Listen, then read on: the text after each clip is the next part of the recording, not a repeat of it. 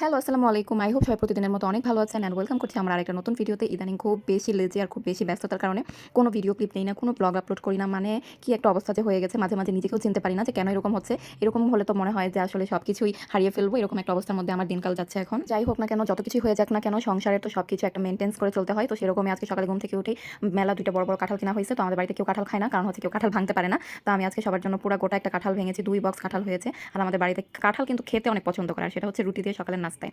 দেন নাস্তাটা কমপ্লিট করে আমি চলে গিয়েছিলাম সবার জন্য রান্না করতে।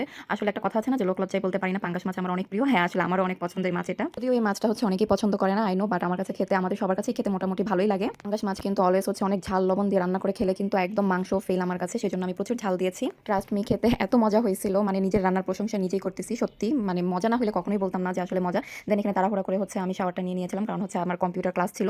কোনো মতো হচ্ছে এখান থেকে ২-৩ লোকমা ভাত খেয়ে আমি তাড়াতাড়ি চলে গেছি। পুরাটা ভাত আমি কমপ্লিট করতে পারিনি, কারণ রান্নাবান্না করে গোসল নামাজ শেষ করতে করতে অলরেডি আমি অনেক লেট করে ফেলেছিলাম। দৌড়ের মধ্যে হচ্ছে ক্লাসে যাচ্ছিলাম। যদিও আমার কম্পিউটার ক্লাসটা আমার বাসা থেকে খুব একটা দূরে না, মোটামুটি কাছেই আছে, তবুও হচ্ছে আমি আজকে লেট করে ফেলেছিলাম, কারণ হচ্ছে আমি টাইমটা ভালো মতো কভার করতে পারিনি।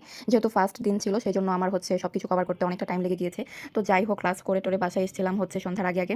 দেন একটু রেস্ট নিয়ে আবার রান্না করে চলে এসেছিলাম সবার জন্য চা নাস্তা বানাতে। যাই কিছুই হয়ে যাক না কেন, যতই গরম পড়ুক না কেন, চা আমাদের বাড়িতে লাগবেই। এটা হচ্ছে সবার জন্যই মাস্ট, খাওয়াই লাগবে চা। চায়ের সাথে ছিল রুটি, মিষ্টি, কাঁঠাল, অনেক রকম খাবার ছিল, কিন্তু হচ্ছে আমি চায়ের সাথে যেটা সবচেয়ে বেশি প্রেফার করি সেটা হচ্ছে চা বিস্কিট। আমার কাছে চা বিস্কিটটা অলওয়েজ বেস্ট লাগে, আর এটা হচ্ছে আমার ড্রাই কেক হলে তার কোনো কথাই নাই, চায়ের সাথে এটা খুব যায় আমার। আজকে এই পর্যন্তই। ভিডিওটি কেমন লাগলো অবশ্যই সবাই কমেন্টে জানাবেন, এন্ড সুস্থ থাকবেন, সবাই ভালো থাকবেন।